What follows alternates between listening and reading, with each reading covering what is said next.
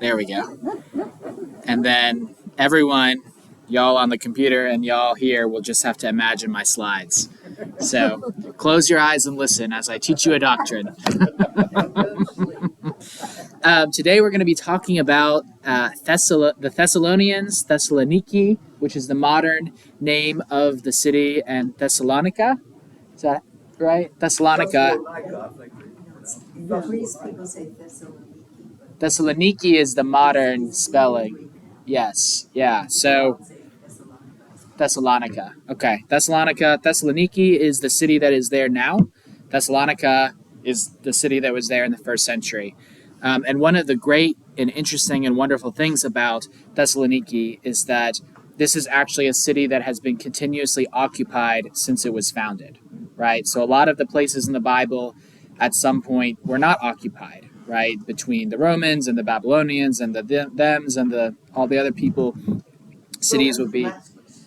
Sorry? So has Damascus. So has Damascus. Yeah, that's right. So many of these cities, the reason that we have the ruins of them is because they were like covered over, right, by the sands of time, the proverbial sands of time, right? So where there was a city or an outpost or a whatever, it might have been left for 100 or 1,000 years, been buried, been abandoned in whatever format, and then people came back to it, found it, and dug it out, and now it's an archaeological preserve.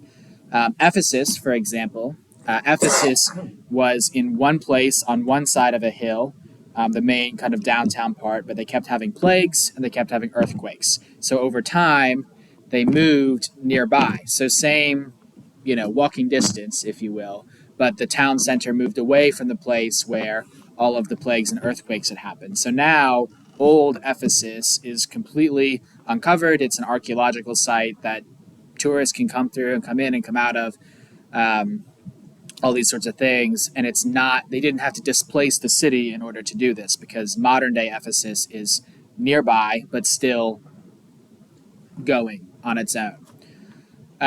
In places like Greece and Israel and other countries too, but other biblical sites, there's often really strict laws about how we approach these sites. So, for example, in America, what do we have to do before we dig? You got to call 511, right? Call before you dig. So for us, we're worried about hitting the proverbial water line. For them, it's actually, depending on the city and the province, or depending on the country or the province, it might actually be illegal to dig where you are because you never know what you're going to hit. So imagine if when you built your skyscraper or built your house, not only do you have to make sure that it's structurally sound, but you have to have an archaeologist come and verify that there are no ancient ruins under your plot of land before you're allowed to dig. And sometimes people are going to build something or they want to pave a parking lot or whatever it is, and they find these ruins and they have to incorporate the ruins in some way into their space. So there are spaces in Europe, in the Middle East, where you walk into the lobby and you're looking downstairs into the archaeological site, and then they built the whole building above it. So everything, all the modern stuff is above it. So it's really interesting kind of how some of these cities have kind of built layer by layer by layer on top of each other. They've got some of that at Ground Zero in New York, too. Yeah, that's right. So they've preserved that space as well. That's a good American example. Yes.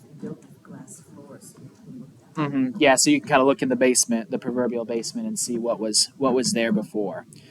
So Thessalonica, Thessaloniki, was founded in 315 BC, so about 350 years before Paul was there. And it was founded by Cassandra, who is a cousin, who is married to a cousin of or a sister of Alexander the Great, so a step sibling of Alexander the Great. Alexander the Great is going from Greece, so across the entire map you have in front of you. He starts in Greece and goes down. He's taking over that whole area. So he's a person, a king, an emperor, whatever you call him, of great influence. And so, of course, we want to name things after things that are important to Alexander, right? So that's how the town got its name. It was originally a port, so it's on the Aegean Sea. It has access to water. over time, the Romans will build their major east-west highway, the Via Egnatia, that goes kind of across. May I see your map, please? That Via Egnatia goes, if you're looking at Macedonia at the top, kind of like this, east to west, right? So it's cutting into Turkey and taking trade and travel and soldiers and all of this east to west. And because Thessaloniki is on that major road, that major Roman road, that's going to bring in a lot of the culture, a lot of the trade, a lot of whatever else is coming from the east into that city as it goes up towards Rome or towards other places. And the fact that it's both got the road and the seaport makes it a major center of trade. Now, in the Roman Empire, so now we're in the hundreds to zeros BC, leading up to 0 BC, it becomes the regional capital of Macedonia. So you see Macedonia on your top map. It being the capital means it covers all of that sort of area. There's not like a firm line the way we have country lines now, but it was the regional capital for all of those areas. So it's an important city, right? This is not your this is not Bedford. This is Lynchburg. This is okay. It's not Forest. It's not Gretna. Okay, yeah, this is not Gretna. This is a major city. I kind of looked throughout my various historical books to try and give you like a sense of the population. I wasn't able to find a population number. So in Roman time, in the biblical times, Rome, Alexandria, and Antioch of Syria are kind of the three big cities that are in the Bible. Alexandria is not really in the Bible that much, but Rome and Antioch are like the major metropolis, your New York, your LA, the huge cities with lots of population and lots of important things happening there. And for a lot of Paul's journeys, you hear about Antioch. We kind of go in a circuitous route, and Paul starts and ends in Antioch more than once. And that Antioch is closer to Israel than to Greece. There are two Antiochs on the map, though, which I found confusing. And I didn't know that until I went digging. Where's the other? There's an Antioch in the purple above Syria. That's Antioch of Syria. And then in the brown area in Turkey, right below Galatia. That's the other. Thessalonica's population was nearly 200,000. 200,000. Okay. There we go. Yeah. What did he say?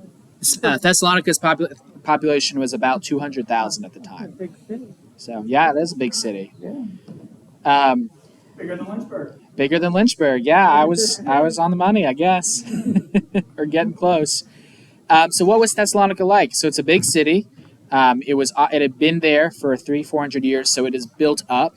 At the time, there was an agora or a marketplace. So this is kind of your proverbial town square, right? In addition to getting your goods there, people also met there. They had their ancient Greek philosophy club there. They had their town hall meetings there. It was a public space in the true sense of the word public. And so in a minute, I'll read Acts to you. This agora that they have and have preserved is probably where the confrontation happened in Acts that happened in Thessalonica. So we'll read that in a couple minutes. It wasn't coming up. Yeah. So I'll try again in a couple minutes. No, you're good. I know. We're just having a day. So this... sorry, I lost my train of thought. The other thing in Acts that we see is that they have a certain word they use for city officials. Oh my gosh, I'm blanking on the word. The word in Greek for city officials, they have archaeological records of that type of official being in this city, right? And so they can date those. They can say pretty confidently that in Thessalonica was governed by this type of official at this time. This is the time that we think Paul is here based on the fact that he interacted with these people. It's not the only way we can date it, but it is one of the ways that we can verify for ourselves, oh, this all makes sense in the historical context of the city. Does that make sense? I'll try and think of that word in a minute. There's also a lot of archaeological evidence for other stuff that happened in Thessalonica. two of those things are different religions, different types of worship. So at this time, you might worship Zeus one day, and then next week it might be the festival to Athena, and then next week it might be the festival to Jesus, right? There weren't not Jesus. I take that back. Don't use him as an example here. In Greece, to the unknown God, right? In Greece and Macedonia, the pattern is not sort of monotheistic like we think of it. I believe in God, therefore I don't believe in Buddha, or therefore I don't believe in what have you. It's more syncretic, which means that you kind of take pieces from different religions and kind of pull them all into your personal practice, rather than necessarily only believing in one God to the exclusion of all others.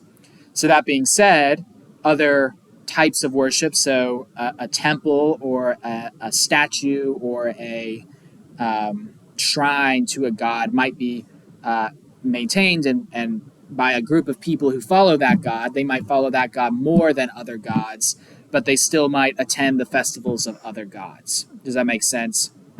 So in Thessalonica, I really have trouble with the name, so maybe by the end of the class. In Thessalonica, we have archaeological evidence of Egyptian deities, so gods that have made it all the way up from Egypt, and there's a temple shrine, a worship place in the archaeological record for those gods, as well as a specific god, Dionysus. Anyone remember from classics classes who Dionysus was? It's a fun one. He was a kind of Bach partier and The partier. Yes. So Dionysus is the god of merriment and the god of wine, and just generally good fun, right? So lots of different legends about Dionysus from various places in Greece, but not in Thessalonica, but from other places in Greece, right? There's one place where they have the festival of the new wine every year, and the spring in town pours out wine for a day on the specific day of Dionysus. That's the legend, and so they had that festival every year. Is he the equivalent of the Roman Bacchus? Yes, I think so. Yeah, and so there's another piece of that too, since you bring that up, right? We have the Greek gods and the Greek, all those deities. We also have a layering of Roman on top of that. What Romans often did is they took the local god and renamed them, or reimagined this god as part of the Roman system of gods and places. Because the Romans knew that if you take away their religion, take away their gods, they're going to be harder to control. But if you say, "Oh yeah, your God's fine, but worship the emperor too," people are more open to that conceptually back in the 00s. Does that make sense so far? So this is sort of all of this whole class is just sort of a taste of what the culture was like, what the setting is like for when Paul goes there and when Paul writes this letter. And we're actually going to look at Acts, the story of Paul visiting Thessalonica, in just a couple of minutes. So how do we trace what happened to Paul in the New Testament, right? Anyone ever tried to go through and figure out, well, when did Paul go where? Is that of interest to anybody, or anybody thought about that? according to the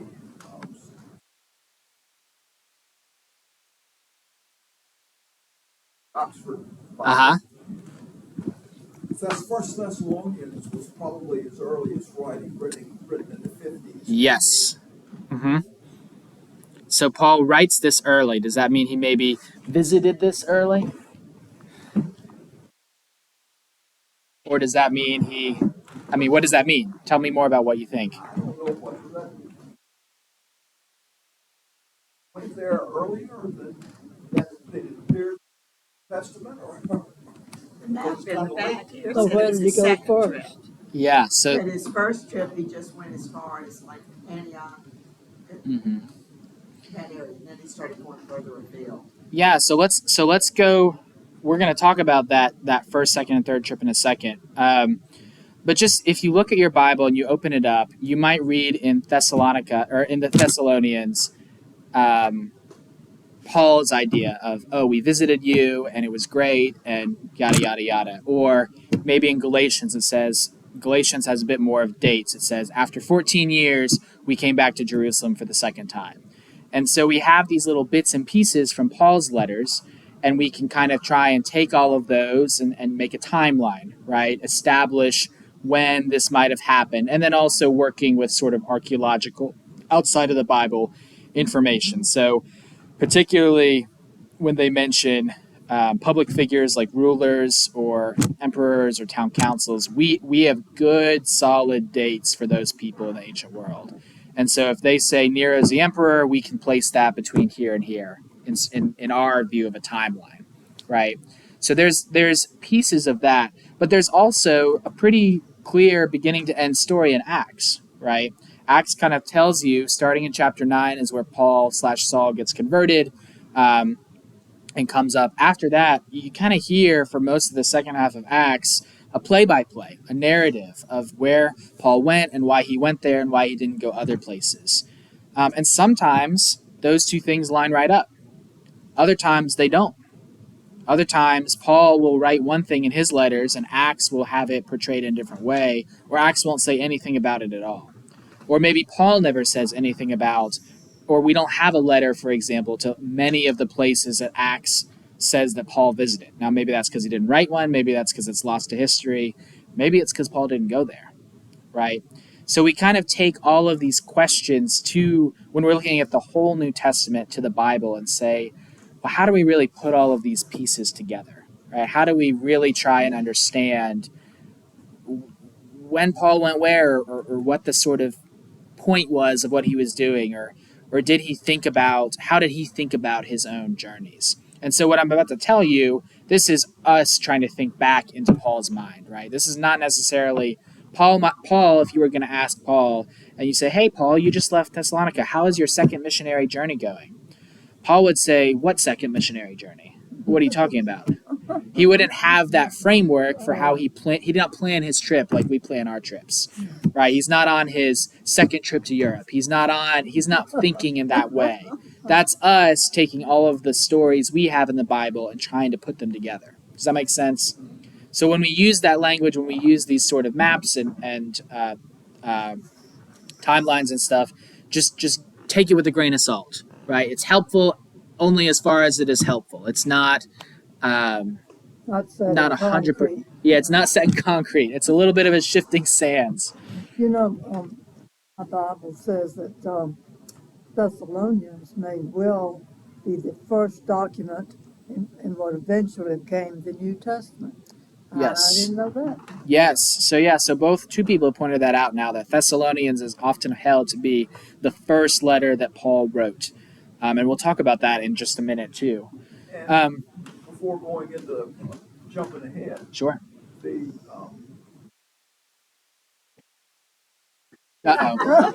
We'll come back to you.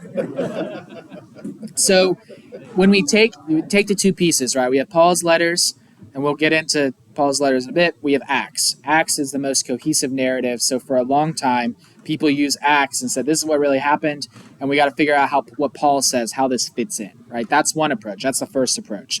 You follow Acts. Acts gives you the biography, and then you try and fit in the information from the letters. When it fits, great. When it doesn't, that's Paul, right? You kind of discard it. Yes. when Paul wrote the first Thessalonians, he, like most people at the time, were operating under the assumption that the second coming of Jesus was more imminent than Yeah. Yes. turned out to be. Yes, and we're going to have a whole class on that. So the second approach to understanding Paul is we don't follow Acts. We decide that Acts is the less reliable narrative because it is a narrative, because it has been constructed to not only tell facts, but also to tell a story about how the gospel spread, as Jesus says, to the ends of the earth, which for them would have been Spain and would have been somewhere out east, right? We're way before the New World. And so if we assume that the author of Acts is then creating a story using the real history, but in such a way that it is becoming one coherent story instead of newspaper articles about each thing, right? Then then the person who wrote Acts, traditionally Luke, might have taken some what's the word? Some liberties might have embellished, might have not included some things that didn't fit his points. And we can't know that, right? We can't know for sure that that's what happened. So again, this is all still a theory. But when you take that perspective and you decide to trust Acts less, what you would do instead is you use Paul's letters first. So you take all the pieces from Paul's letters that he says, all the times, all the rulers, all this, that, and the other, and you try and make that the primary timeline and then supplement it from Acts. So Acts is your secondary source, right? It's the newspaper article that's copying what some other newspaper article said. It's secondhand. Now the third view is instead of taking one or the other and saying, we don't really trust that for some reason, is to kind of take the middle path, right? Use Acts or use Paul's letters as the primary source and supplement with the opposite. And that's the view that most people take because that's just the most sensible view. Unless you really have a reason to distrust one side or the other, then I think you just take all of Scripture, take all of the Bible for what it says, and try and put it together. And with this third approach, instead of saying, "Oh well, this little detail is a contradiction," you say, "Oh well, Luke and Paul talk differently about this detail. What might that mean?" Right? It's viewing it as a difference, not as one's wrong and one's right. Does that make sense? Now that is a little harder for us because we're used to things being right or wrong. We're used to being able to establish a timeline, and that's very important for us in our newspaper articles. It's like, well, when did that happen? Who let him get away with that for so long, right? That's sort of the sense we approach history with. Whereas for them, it's a little more story than necessarily hard facts. When we're so used to thinking that every word in the Bible is truth, absolute truth. Yes. So And Francis, therefore, when you come to a conflict in a person writing one book and a person writing another, it's a little shock. yeah. So Francis raises a great point, right? A lot of us were brought up to believe that every word in the Bible is absolutely true. And so when you encounter a conflict between two biblical books, or even in the same book sometimes, how do you reconcile that conflict, right? I mean, that's a really deep question. And that's one of the reasons we're teaching 1st and 2nd Thessalonians, because those two letters have some conflicts. They have some different opinions.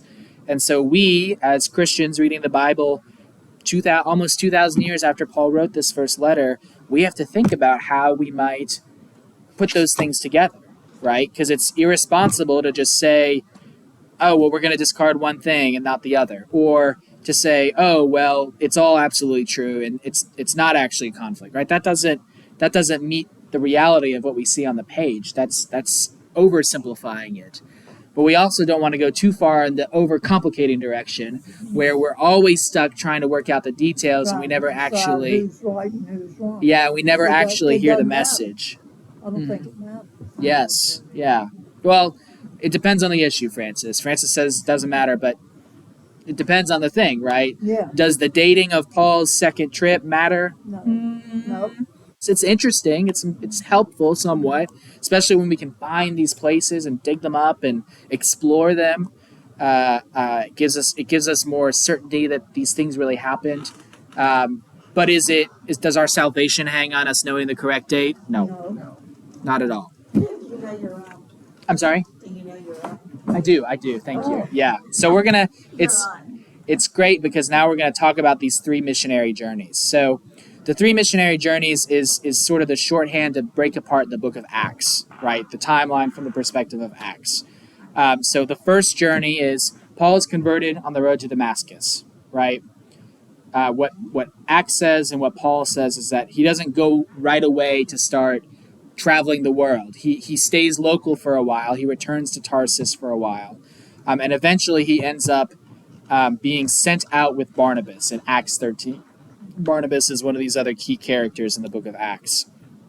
So he goes around on a small journey, so not all the way to Greece, not all the way out there, but in a smaller area.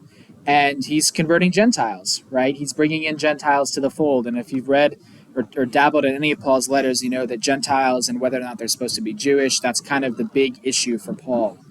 And so, in order to resolve this issue or to begin to resolve this issue, he eventually is called back or comes back to Jerusalem. And he meets with the elders there. So these are the apostles, the 12. They name James, they name Peter, they name one of the Johns, I think, in Acts. And so he's meeting with these apostles who really saw Jesus and were with Jesus for his adult ministry. And Paul's kind of an outsider, right? Paul has seen Jesus. He's had this encounter with the Lord.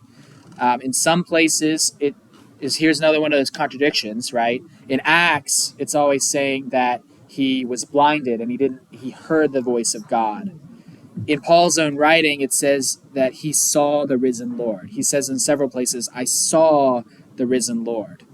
So is he just saying that as shorthand? Did he visually see it? And the author of Acts says that he only heard God. I mean, what do you do with that, right? How do you sort of wrestle with those two different The accounts? question that I have is where did he get this intimate knowledge and wisdom that comes out in all Yes. his writing? I think that in my mind, I feel like the time that he spent between the incident on the road and when he came out and started his missions was he was in training Yeah. and he was in relationship with Jesus and Jesus was teaching him himself. Mm-hmm. That's my thinking. I don't think it's written anywhere, but he went out of action, I think, for about 8 years. Yeah, there's definitely a gap, and different people say different number of years, but yeah, definitely a gap. What were you gonna say? Can you back up and define the format of a letter? Sure. Will you? Yeah. What? So a letter in the ancient world. It's a good question. What when you say define it, what are you asking for? Just sort of an overview of what a letter is. Well, assuming that Thessalonians was transcribed first in whatever format, it was a reference for Luke when he wrote Acts. Maybe. Yeah. But how did he know what Paul said to the Thessalonians? Mm, I good mean, it point. has to be recorded somewhere. I see. Barnabas, And there are all these letters that Paul wrote. Yes. Were the letters maintained by the recipients of the letters, someone on the receiving end? For instance, Sure. First Thessalonians was the first one. Was it archived somewhere? So the questions are all about letters and how the letters worked. This is a great question. I don't think I can fully dive deep into that right now, but I'll ask Chris to sort of give a little bit of an overview of that next class, as far as what a letter in the ancient world entails. That's the part where I need to reread the details to be really clear. In terms of the distribution, I think I can answer that, right? So we assume that Paul wrote the letter, or in Thessalonians it says Paul, Silvanus, and Timothy, right? So we assume one of those three wrote the actual letter, whether Paul is dictating it to a scribe or Paul's doing it himself. Both are possible, right? So that's kind of how the letter gets on the scroll. These letters are taken by individuals. There's no common mail carriers, right? They're usually carried by an actual individual. They're read in the community, and then often they're copied and shared to other communities, right? So pretty immediately they have these letters in writing, and our copies are made and they're shared around, right? There are references in the New Testament to letters that we've never found. So there's other letters that are out there that are not in circulation anymore. And these letters, the letters that are in the Bible, were in continuous circulation, right? As soon as the 100s to 200s, we have church mothers and fathers who are writing about which letters are the best letters, right? Which letters really tell us something of God, something of Jesus. And that, from those writings to fast forward into the 300s, that's where we're kind of setting down the boundaries of this is what's in the Bible, what we have as the Bible, right? So it's a to use the modern word, it's a grassroots process, right? It's not the emperor in 300 said, I like these 20 books, and now it's the Bible. It's this is the vastly popular, vastly the collective witness shares these letters and shares them to be authentic and has taken the time and energy. And it's a big deal to copy a letter, right? It's not just, it's, it's hours and a piece of parchment that takes, weeks and months to dry and prepare. I mean, it's a commitment to write down a So letter. somewhere, originally they were hard copies. Oh, absolutely. Yeah. And we have, again, I don't have all these details handy off the top of my head, but we have so much manuscript evidence of old letters, right? No, very few things that we would call original to this time, but copies of the originals. We have a huge archival record of that spread Well, across the some of world. these letters end with him saying, "This is my mark. This is authentic." Mm-hmm. Yeah, that's a good point, Betsy. So it's we'll see that in Second Thessalonians, not in First, where Paul says, "I, Paul, wrote this with my own hand. Look, I'm writing it with my own hand. Look how great I am."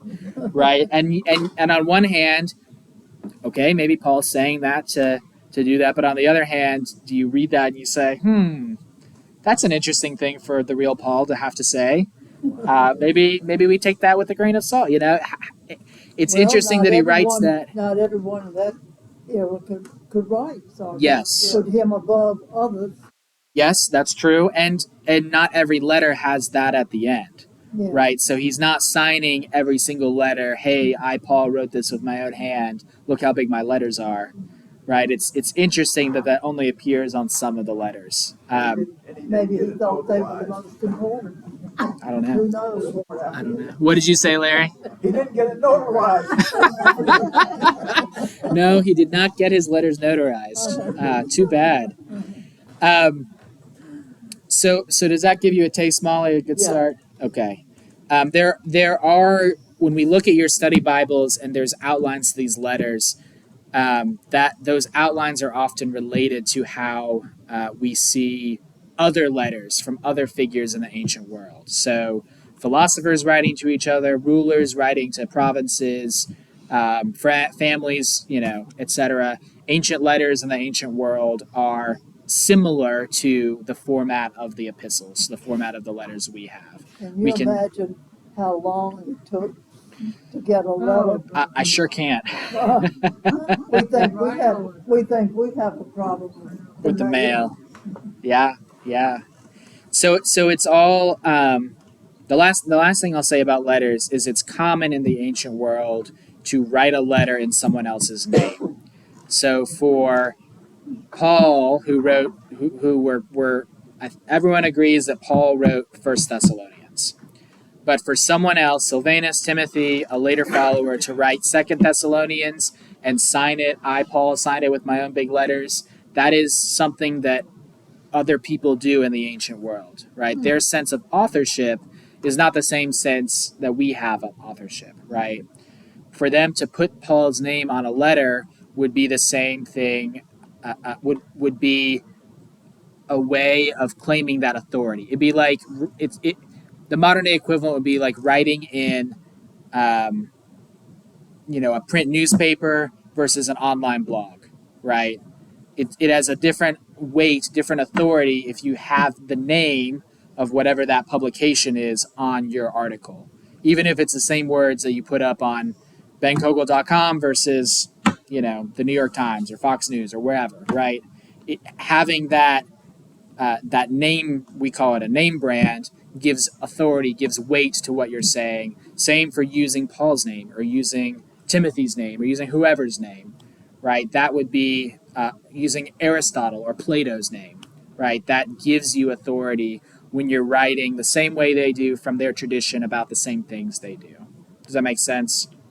Now, that's not me saying that this letter or that letter is not written by Paul, right? There's plausible arguments that all 13 letters that are attributed to Paul in the New Testament were written by Paul.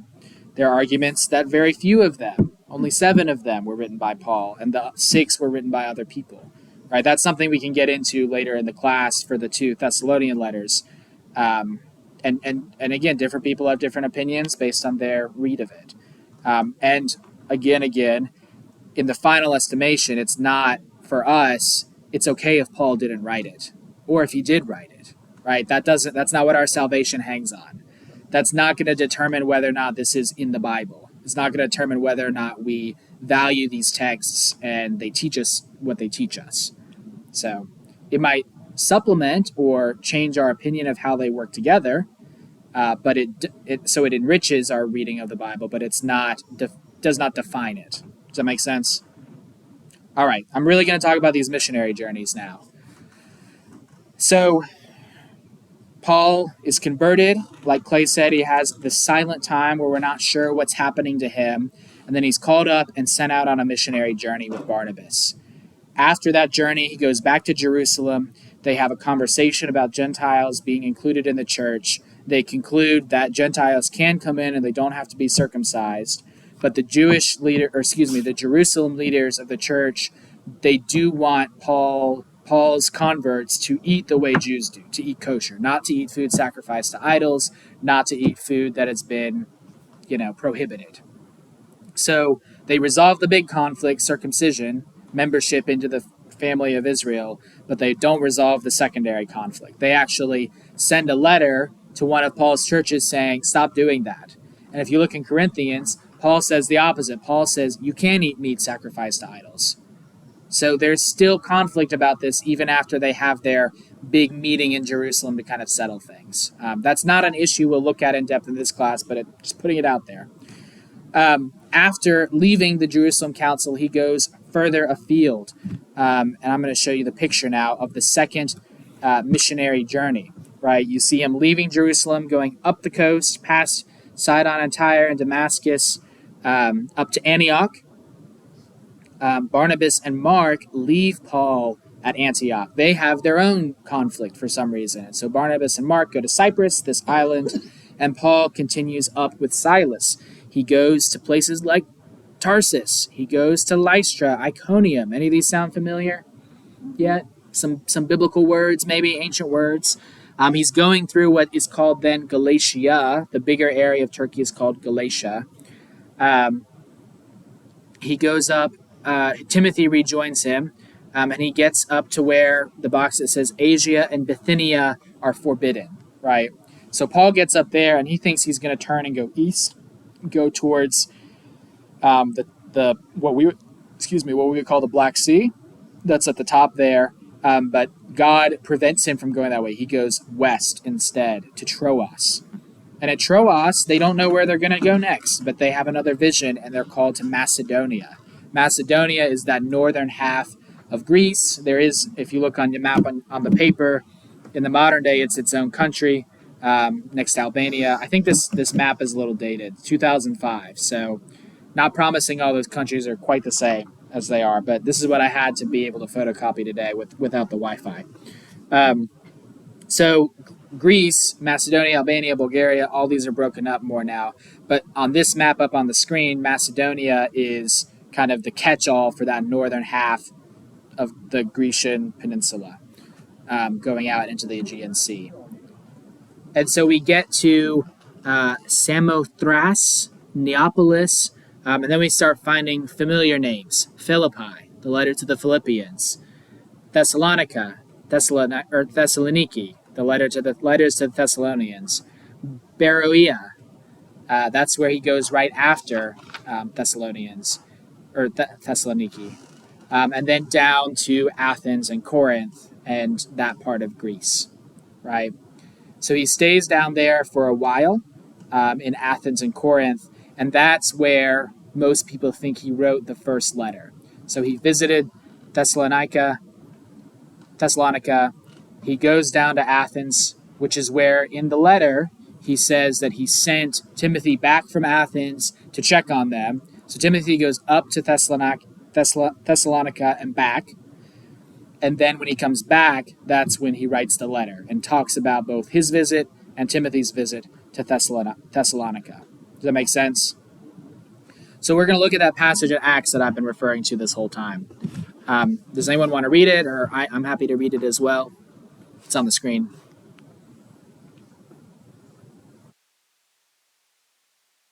I'll go ahead and read it. But y'all can read along if you want. After Paul and Silas had passed through Amphipolis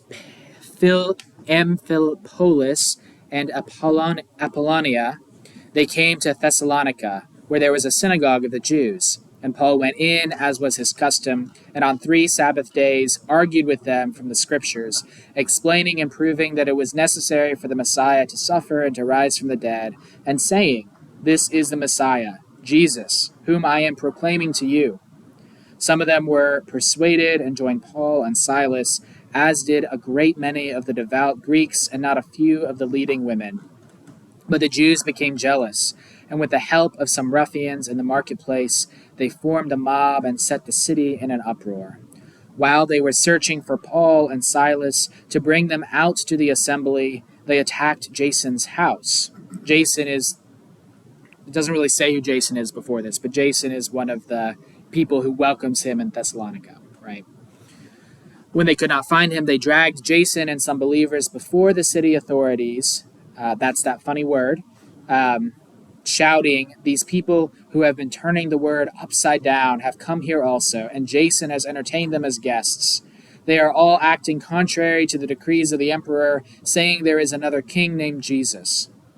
The people of the city officials were disturbed when they had heard this, and after they had taken bail from Jason and the others, they let them go. So what do y'all notice in this passage? What stands out? Happy. The Jews aren't happy. They are at first, but then they get unhappy, right? They put up with them for 3 Sabbath days, and then in verse 5 they become jealous. And they're coming after Paul. They're coming after Paul. Yeah. Paul talks. Paul talks. Paul talks. What do you mean? For the leaders. Politar. Politarchs. Thank you. I think you said Paul talks. The politarchs is that Greek word. Thank you, Betsy. It had been eluding me. So when it says city authority, that's a politarch. Politarch, there are inscriptions about politarchs all over Thessalonica in the archaeological record. Jason, they didn't stone him, nor did they crucify him. They gave him bail and let him go. That's right. They didn't kill Jason, so that's a good thing. Poor Jason. Where's Timothy during all this? Didn't he set out with Paul? He's cited here. Yes. Paul, Silvanus, and Timothy. Mm-hmm. Yeah, so that's an interesting thing, right? And this is kind of what I've been talking about. The account from Acts does not mention Timothy right away as visiting Thessalonica. But Paul has him as one of the 3 that visited Thessalonica. So what do we do with that? Well, the map you showed didn't show Timothy visiting anywhere. Yeah, the map is all just about Paul. And at various points, people join Paul or depart from Paul based on Acts or based on what you hear, from either side. Paul's always kind of changing up who he's traveling with. So is Silas and Silvanus the same person? Yes, that's a great question. So Silas and Silvanus are the same person. It's very common in this time to have 2 names, right? So you have your Jewish name and you have your Greek or your Roman name. So Silvanus, that's hopefully rings like Latin to you, maybe perhaps. That would be Silas's Greek or Roman name, maybe his citizen name if he was a Roman citizen. And Silas is a Jewish name. That's his Hebrew name in his own language. Was Timothy younger? Timothy and Silas are both probably younger than Paul.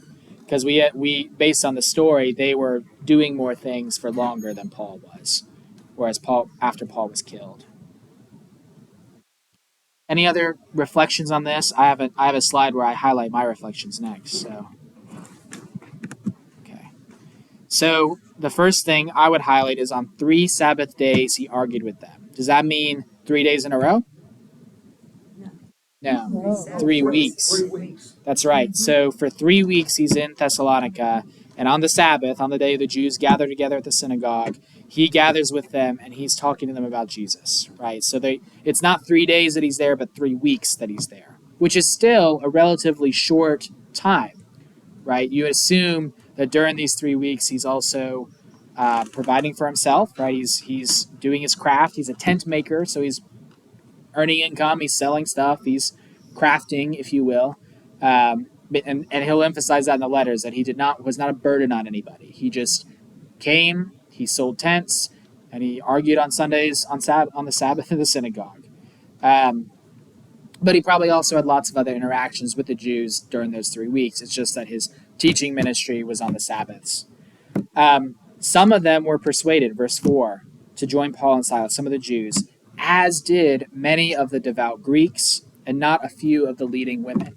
So Paul, or Luke, who's writing Acts, sets apart that some Greeks joined, right? Devout Greeks. I'm not sure what that means, if that means that they follow Judaism or if they were just devout to their own idols or what have you, as well as women, right? He's calling out that some of the leading women, women in this time could have some, they weren't, it's not modern day, but they could still hold property. They still had wealth and means available to them in some cases.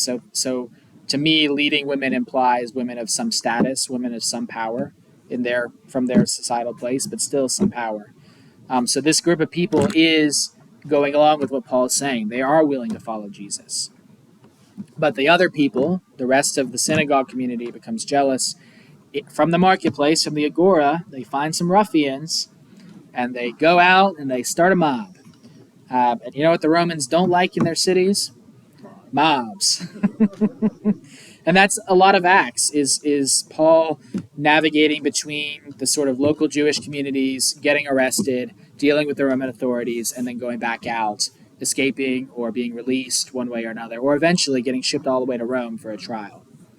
So skipping ahead a little more to verse 6, this is just bolded because it's one of my favorite lines in the New Testament. These people who have been turning the world upside down have come here also. I mean, what an amazing statement about what Paul was up to, right? It's not just some religious kerfuffle. It's not just some modern idea.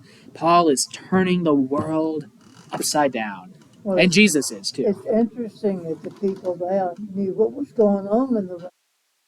Mm-hmm. They didn't have TV. That's right. They do. And right, Paul, that's a great point, Francis. So Paul's not the only person writing letters back and forth, right?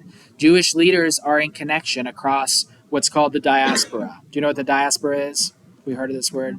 So the diaspora is the word for after the Jewish people were taken from Israel, from the two kingdoms by Babylon in the 500s, 600s to 500s.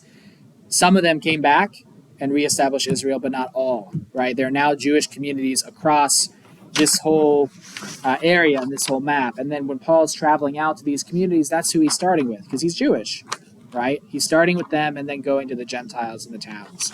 Even after he's been sent on mission to the Gentiles, he's still involving both communities. So those Jews that had been dispersed were nowhere near Jesus and his ministry. Yeah, that's right. I'm gonna push through with no more questions because I only have 2 minutes. Surprise! It's the bells. So that very night, so after the conflict and the loose trial, the fight in the marketplace, the believers, so Jason, his friends, the leading women, whoever, they send Paul and Silas away. And when they arrive in the next town on the map, Berea, right up at the top there, that's a couple days journey. They go to Berea, and that's the next place where the next bit of Acts happens. The next group of conversions happen. And eventually down to Athens, across to Corinth. And in Athens or Corinth, after Timothy goes back up once, that's where they write the letter to the Thessalonians. So skipping ahead, what we learn is that the visit was short but successful, even though they were run out of town, right? It was a short visit, only 3 weeks. They were run out of town. And Thessalonians can kind of confirm this for us, right? Paul says in Thessalonians, we were made orphans when we were separated from you. Because it was sudden, it was abrupt, there was a mob. They weren't planning to leave in 3 weeks. They were planning probably to stay for a while until they were called by God to leave. It's not clear from 1 Thessalonians. They don't say we were there for 3 weeks and then we got run out of town. But the way they talk about it you can match those two things together. Does that make sense? Some possible explanation to why that was the first letter. Sure. Yeah, it is an explanation, right? Paul didn't feel like his work was done, so he sent a letter. And it's a little bit different from other letters, and Chris hopefully will talk about that next week. So we've talked about Paul sending Timothy to them. this is kind of the outline of the rest of our class. I'm just going to give this to you real quick. What do these letters say? We're going to spend next week looking at 1 Thessalonians. So your homework is to read 1 Thessalonians. The second week, 2 weeks from today, we'll read 2 Thessalonians. And in these two readings, we're really going to focus just on the letter, going through it section by section, kind of a classic Bible study, right? Like we've done in Matthew for the last spring. We're going to look at all the different pieces, what they say, try and analyze it, try and learn about it. The third week, we're going to compare the two letters. So we're going to put them up side by side and look at how they're similar and look at the differences. And from there, in the fourth week, we'll talk really deeply in the fourth week about the second coming, right? Both Thessalonians talk about Jesus coming again, about what happens after you die, etc. That's kind of the big pastoral topic in each letter. And they say different things, right? So once we look at how they're different, we're going to try and talk about how we put together some of our ideas, how Christians have understood those letters and what they say to us. And the bigger question we're asking in that particular topic, but in general, is what do we do when the passages of the Bible disagree with each other?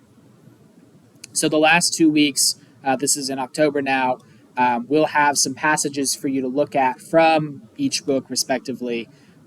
We might take a little longer. We might take one of those 2 weeks to talk more about the second coming if it seems like that's fruitful and we want to do that more. But the last portion of the class, we're going to go deeper. So instead of analyzing the letter, instead of talking theologically about the letter, we're going to talk spiritually about it. How does the first letter of Thessalonians relate to me? Should I follow Paul's advice about X, Y, or Z? Right? What difference does this letter make in my life as a person of faith? So really applying Paul's words to our lives, applying them in a spiritual way rather than in an intellectual way. Does that make sense? So this is a bit different from our previous formats because normally we do one chapter and then the next chapter and the next chapter. In this format, because the letters are shorter, we're actually going to go through them several times together. And I hope that allows us to really dive deep and really get a lot out of this class. So I'm excited. I hope you all are. And hopefully the technology will play well next week. And Chris will walk us through 1 Thessalonians. So thank you. Thank you.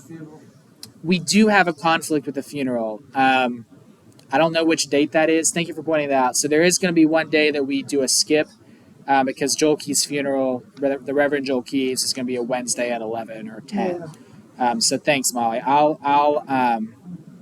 I got to look that up and I'll put that out. Middle of October. It is in October, yeah. So not the first couple of weeks, but in October we'll rearrange around that.